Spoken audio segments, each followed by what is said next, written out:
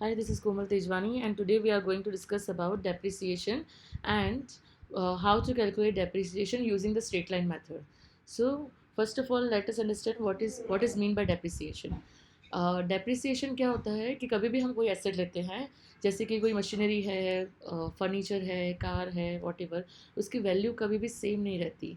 Suppose car मैंने आज ली है 5 लाख रुपीज़ की, तो नेक्स्ट ईयर उसकी वैल्यू कम होगी, फिर नेक्स्ट टू नेक्स्ट ईयर उसकी वैल्यू और कम होगी। So its value decreases due to wear and tear on the asset.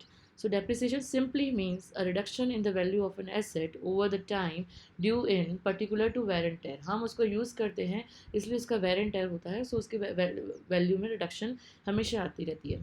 सो वो डेप्रिसिएशन रहता है और every asset get depreciated every year.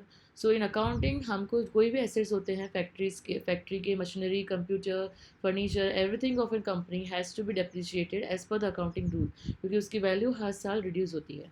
So accounting में हम दो मेथड्स यूज़ करते हैं डेप्रिसिएशन करने के। फर्स्ट है straight line method and second is reducing balance method. So आज हम देखते हैं कि हम स्ट्रेट लाइन मेथड से किस तरह से डेप्रिसिएशन कैलकुलेट कर सकते हैं। सो डेप्रिसिएशन के लिए हम एक सम रीड करेंगे और उसे सॉल्व करेंगे। On 1st January 2013, the beginning of financial year, Mr. A purchased machinery costing rupees 25,000. His life estimated to be 3 years, and the salvage value at the end of this period was expected to be 2500. You are asked to calculate the depreciation to be written off by equal annual installments and to show the machinery and depreciation accounts for 3 years up to 31st December 2015, when the machine was sold for rupees 2000 in cash. Okay, सो ये problem हमको दी गई है। सो सबसे पहले information हमको इसमें क्या क्या दी गई है। सबसे पहले कि फाइनेंशियल ईयर यहाँ पे 1st January 2013 को चालू होता है, वो मार्च वाला फाइनेंशियल ईयर नहीं है, यहाँ पे दिसंबर और जनवरी वाला फाइनेंशियल ईयर है।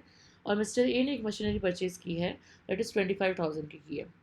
उसकी एस्टिमेटेड लाइफ 3 ईयर्स है। सो हर एसेट जब भी हम कोई कंपनी के लिए लेते हैं, तो उसकी एक एस्टिमेटेड लाइफ होती है। हमें पता होता है कि मशीनरी हम कब तक चलेगी, 2 ईयर्स के लिए, 3 ईयर्स के लिए, 4 ईयर्स तक उसकी मैक्सिमम लाइफ कितनी रहेगी। सो इस सम में बताया गया है कि उसकी एस्टिमेटेड लाइफ है 3 years. And salvage value means होती है कि रिमेनिंग वैल्यू जब वो पीरियड खत्म हो जाएगा तो उसकी रिमेनिंग वैल्यू क्या रहती है, that is called salvage value. वो एक्सपेक्टेड की गई है 2500। सो अभी हमें डेप्रिसिएशन कैलकुलेट करना है और डेप्रिसिएशन और मशीनरी अकाउंट्स बनाने हैं, राइट। और हमने eight the end of 3 years company ने वो मशीन सेल कर दी है 2000 रुपीज़ में। सो हम देखते हैं कि हमें इस सम में से क्या क्या इन्फॉर्मेशन मिला। सबसे पहले इन्फॉर्मेशन हमें ये मिला कि हमने मशीनरी परचेज़ की 1st January 2013 को, वो 25,000 की। Then next is estimated life is of 3 years, scrap value is 2500 and हमने उसे after the end of that estimated life we have sold it at rupees 2000 on 31st December 2015। सो ये सब information हमको दिया गया है इस वैल्यू में। देन हम इसको कैलकुलेट करेंगे डेप्रिसिएशन। अब स्ट्रेट लाइन मेथड से जब भी डेप्रिसिएशन कैलकुलेट करना है तो उसका फॉर्मूला है cost of an asset minus scrap value divide by estimated life of an asset. So cost of an asset मतलब क्या रहता है, कॉस्ट 25,000 माइनस स्क्रैप वैल्यू। इधर हमेशा हम एस्टिमेटेड स्क्रैप वैल्यू लेते हैं, बिकॉज स्क्रैप वैल्यू रिमेनिंग 3 साल के बाद उसकी वैल्यू क्या रहेगी मशीनरी की, वो हम एस्टिमेटेड पहले से लगा देते हैं, that is 2500 in this example. So 2500 minus किया, so that is 22,500 divide by 3, so 7,500 is your answer. अब 7,500 हम ईच ईयर अप्लाई करेंगे, because in straight line method हम इक्वल एनुअल इंस्टॉलमेंट अप्लाई करते हैं एवरी ईयर। ठीक है, तो 7,500 हम अप्लाई करेंगे every year on machinery. Then apply करना है हमें डेप्रिसिएशन को। So I have made one table in which हमें डेट वाइज क्या क्या कर रहे हैं। सो 1st January 2013 को हमने परचेज़ किया मशीनरी को 25,000 पे। फिर at the end of the financial year और 31st December 2013 we have applied depreciation of rupees 7,500। So remaining value of an asset at the end of this year becomes 17,500. Then 31 दिसंबर 2014 को हम again apply करेंगे depreciation. At the end of every year हमें machinery पे या कोई भी asset पे डेप्रिसिएशन लगाना ही रहता है। So again we will apply depreciation that 7500, so remaining value will be 10,000 and at the end of 31 December 2015 हम वापस से डेप्रिसिएशन अप्लाई करेंगे। सो उसकी वैल्यू रहेगी 2500, right. So value of an asset at the end of the 3 years become 2500, और हमने इसे cell कर दिया था 31 दिसंबर 2015 को 2000 में। सो हमें इस केस में लॉस हुआ है 500 रुपीज़ का। कभी कभी हम वैल्यू ऑफ एसेट से ज़्यादा प्राइस पे सेल करते हैं, सो उस केस में हमें प्रॉफिट होता है, but in this example we get loss of ₹500। Then हमें इसके अकाउंट्स भी प्रिपेयर करने हैं, that is depreciation account and machinery account. So accounts prepare करने के लिए first we have to need to understand कि हम इनकी एंट्री क्या क्या करते हैं। जब हम परचेज़ कर रहे थे 1 जनवरी 2013 को मशीनरी 25,000 पे, तो हम उसकी जनरल एंट्री क्या पास करते हैं? हम यही जनरल एंट्री पास करते that machinery account debited to bank account. क्यों? बिकॉज मशीनरी अकाउंट जो रहता है वो एसेट है और वो रियल अकाउंट है, और रियल अकाउंट का रूल रहता है debit what comes in and credit what goes out. So bank balance भी हमारा एसेट है, वो it is an asset. So bank balance कम हो जाता है अगर हम मशीनरी परचेस करते हैं। So the entry will be machinery account debited to bank account. So machinery account 25,000 credited to cash account, right. So bank account, so सबसे पहले मशीनरी अकाउंट में जब हम बनाएंगे तो उसकी पोस्टिंग यही रहेगी, machinery account this is the debit side and this is the credit side. Machinery account को 1 जनवरी को हम बैंक अकाउंट से डेबिट करेंगे 25,000, राइट। देन हमने क्या किया, हमने डेप्रिसिएशन चार्ज किया 31 दिसंबर 2013 को 7500। तो उसी एंट्री क्या रहती है, डेप्रिसिएशन इज़ एन एक्सपेंस, तो वो नॉमिनल अकाउंट हुआ और उसे हमेशा डेबिट करना पड़ता है। So depreciation account debited to machinery account. So इस केस में डेप्रिसिएशन डेबिट हुआ और मशीनरी क्रेडिट हुआ, तो वही हम लेजर अकाउंट में पोस्ट करेंगे, machinery account credited by depreciation account 7500। क्योंकि इससे मशीनरी की वैल्यू कम हो गई, so we have to show it in a credit side by depreciation account 7500। और डेप्रिसिएशन अकाउंट में हम कॉन्ट्रा एंट्री करेंगे that's to machinery account 7500, right. फिर नेक्स्ट हम क्या कर रहे हैं, हम 31 दिसंबर को, उससे पहले हम चलो लेजर पोस्टिंग कर लेते हैं। अब मशीनरी अकाउंट में हमने दो एंट्री की 25,000 और 7500 की। सो हमें दिखना पड़ता है कि उसका बैलेंस रिमेनिंग क्या रहता है। So 25,000 minus 7500, so balance carry forward for next year of machinery is 17,500, right. So 17,500 हम यहाँ पे नेक्स्ट ईयर उसको बैलेंस ब्रॉड फॉरवर्ड करेंगे 17,500, राइट। अब डेप्रिसिएशन अकाउंट को भी टैली कर देते हैं। डेप्रिसिएशन अकाउंट में हमने एक एंट्री की टू मशीनरी अकाउंट 7500, उसको हमें पीएनएल अकाउंट में ट्रांसफ़र करना पड़ता है। सो उसके लिए एंट्री क्या करते हैं हम, journal entry that depreciation profit and loss account debited to depreciation account.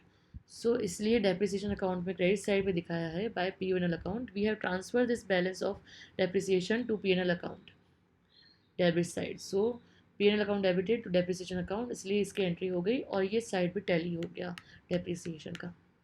Then we will go to next entry. फिर हमने क्या करेंगे, नेक्स्ट ईयर वापस डेप्रिसिएशन चार्ज करेंगे 7500 रुपीज़ का। सो उसका मशीनरी अकाउंट में क्या इफेक्ट होगा, मशीनरी अकाउंट में हमें बैलेंस ब्रॉड फॉरवर्ड किया है, उसके बाद हमने वापस से डेप्रिसिएशन चार्ज किया है, तो मशीनरी अकाउंट का बैलेंस कम हो रहा है। So we will show it in credit side by depreciation account 7500, ठीक है। तो रिमेनिंग बैलेंस फिर कैरी फॉरवर्ड किया 10,000 टू हमने नेक्स्ट ईयर कैरी फॉरवर्ड किया, और इसी की कॉन्ट्रा एंट्री हम करेंगे डेप्रिसिएशन अकाउंट में। उसकी डेप्रिसिएशन अकाउंट में हम ये शो करेंगे टू मशीनरी अकाउंट 7500 ऑन 31/12/2014, और इससे वापस से हम प्रॉफिट एंड लॉस अकाउंट में ट्रांसफ़र कर देंगे। So this side is also tallied. Then वापस क्या करना है हमको, 31 दिसंबर 2015 को वापस से डेप्रिसिएशन चार्ज करना है 7500 रुपीज़ का, तो उसकी एंट्री वापस करनी पड़ेगी। उसकी एंट्री रहती है depreciation account machinery depreciation account debited to machinery account. तो मशीनरी अकाउंट में हमने शो किया December 2015 में बाय डेप्रिसिएशन अकाउंट 7500, और उसकी कॉन्ट्रा एंट्री डिप्रिसिएशन अकाउंट में भी होगी, that is to machinery account 7500 on 31 December 2015, उसके डेबिट साइड में, because entry is depreciation account debited to machinery account. Then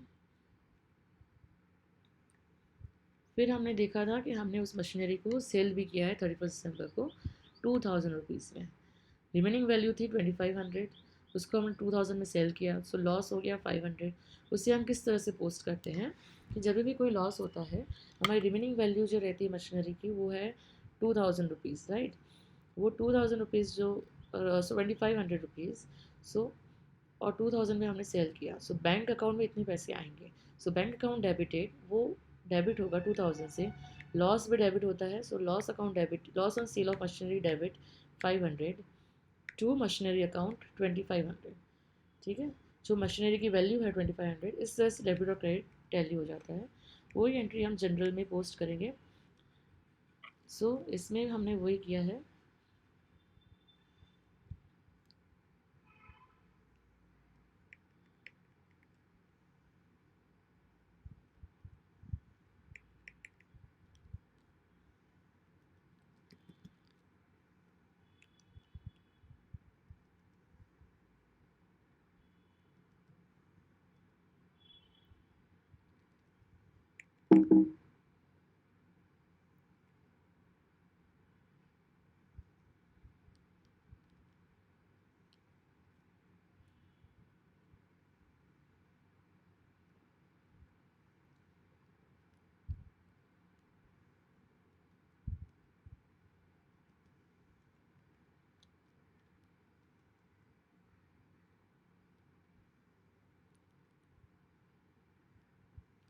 right.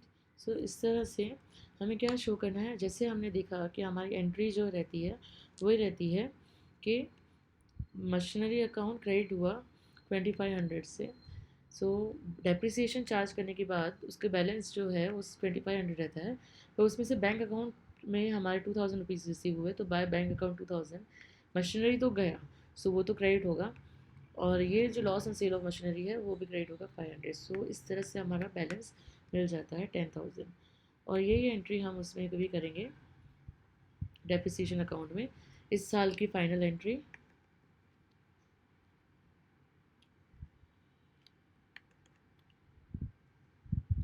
31 December 2015 को टू मशीनरी अकाउंट 7500, और वो हम पेनल अकाउंट में ट्रांसफ़र कर देंगे, और मशीनरी का हर टाइम बैलेंस वही रहेगा डेप्रिसिएशन अकाउंट का, एंड वो टैली हो जाता है, बैलेंस नील हो जाता है, और वो टोटल टैली हो जाता है। सो स्ट्रेट लाइन मेथड में हमने देखा कि जो भी अमाउंट मिलता है फॉर्मूला कैलकुलेट करने से, वो हम इक्वली हर साल अप्लाई करते हैं, और फॉर्मूला ये रहती है cost of an asset minus the scrap value of an asset divide by estimated life of an asset, so 25,000 minus 2500 divide by 3, और ये हमें हर साल अप्लाई करना पड़ता है, इसलिए स्ट्रेट लाइन मेथड को इक्वल एंड इंस्टॉलमेंट मेथड भी बोला जाता है। So this is our topic today, thank you, bye bye.